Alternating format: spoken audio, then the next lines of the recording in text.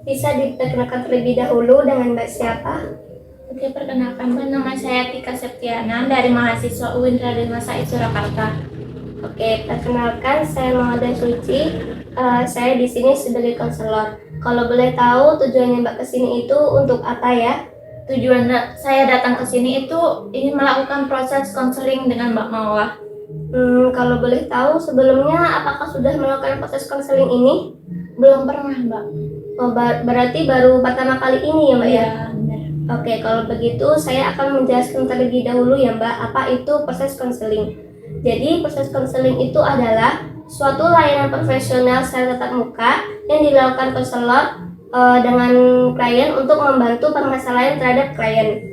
Dan di sini itu ada beberapa asas. Yang pertama itu ada asas keterbukaan, di mana Mbak Tika ini harus menceritakan semua permasalahannya Mbak Tika untuk membantu proses konseling ini berjalan dengan lancar. Terus yang kedua itu ada asas kerahasiaan, di mana semua permasalahannya Mbak Tika ini akan dijaga oleh pihak konselor dan tidak akan disebarluaskan di sosial media apapun dan tidak akan disebarkan oleh siapapun.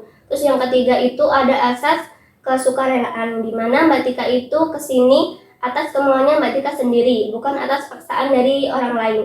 Seperti itu ya Mbak ya, apakah bisa dipahami? Bisa Mbak, bisa dipahami. Oke, kalau Mbak Tika sudah memahaminya, Mbak Tika bisa memulai bercerita. Oke, baik Mbak. Jadi saya kesini itu mempunyai permasalahan trauma terhadap masa lalu Mbak. Dulu saya itu pernah mempunyai pacar, lalu kelama-lamaan pacar saya ini kayak berubah gitu Mbak. Jadi saya sering ditinggal, terus saya harus mengemis waktunya, mengemis perhatiannya, terus juga dia menjadi cuek terhadap saya seperti itu Mbak. Jadi lama-lamaan juga saya nggak tahan kan dengan sikap dia, lalu akhirnya saya mengakhiri hubungan dengan dia. Nah, selang berapa bulan saya itu memulai hubungan lagi dengan pria yang baru. Nah, tapi sama aja seperti masa lalu saya, ternyata dia juga sering hilang-hilangan, terus juga cuek terhadap saya, terus juga saya sering nge-miss kabar dia seperti itu Mbak. Lalu juga saya lama-lama kan juga nggak tahan ya. Akhirnya saya juga memutuskan mengakhiri hubungan dengan dia. Nah, dari situ saya itu langsung kayak berpikiran saya kayaknya nggak usah memulai hubungan dengan laki-laki terlebih dahulu deh. Soalnya kayaknya rata-rata cowok tuh nyakitin gitu. Terus kayak saya tuh jadi punya apa ya kayak trauma gitu Mbak terhadap cowok. Saya takut dideketin cowok karena takut disakitin lagi seperti masa lalu saya seperti itu Mbak. Oh, seperti itu. Saya mengerti apa yang Mbak Tika rasakan saat ini. Sebelumnya terima kasih karena Mbak Tika sudah mengungkapkan perasaannya Mbak Tika. Jadi, saya simpulkan terlebih dahulu ya Mbak ya. Jadi Mbak Tika ini mempunyai trauma terhadap masa lalunya Mbak Tika. Dan Mbak Tika ini selalu mengemis waktu dan perhatian terhadap masa lalunya Mbak Tika. Dan ketika Mbak Tika ini membuka hati lagi dan lagi, Mbak Tika ini malah terus-terusan disakiti seperti yang dilakukan oleh masa lalunya Mbak Tika sebelumnya. Dan Mbak Tika ini selalu berpikiran negatif terhadap lawan jenis yang ingin mendekati Mbak Tika. Seperti itu ya Mbak ya? Iya Mbak, seperti itu. Oke, baik. Jadi di sini itu Mbak Tika mempunyai pikiran yang tidak logis, yang dimana pemikirannya Mbak Tika ini selalu buruk terhadap lawan jenis yang ingin mendekati Mbak Tika. Iya Mbak. Nah, lalu bagaimana caranya agar saya itu tidak berpikiran buruk terhadap lawan jenis Mbak? Kan saya juga datang ke sini untuk gimana sih caranya agar aku nih keluar dari zona tersebut seperti itu Mbak. Oke, jadi cara yang efektif yang Mbak Tika lakukan adalah membuang semua pikiran-pikiran yang negatif itu terhadap masa lalunya Mbak Tika dan terhadap lawan jenis yang ingin datang kepada Mbak Tika. Jadi Mbak Tika ini jika ada laki-laki yang datang ke Mbak Tika ini jangan berpikiran buruk dulu kepada laki-laki ini. Tidak semua laki-laki itu sama seperti masa lalunya Mbak Tika.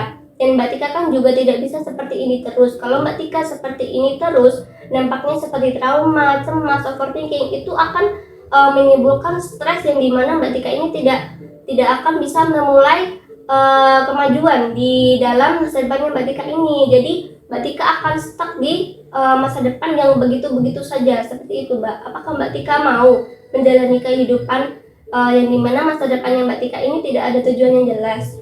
Nggak mau, Kak.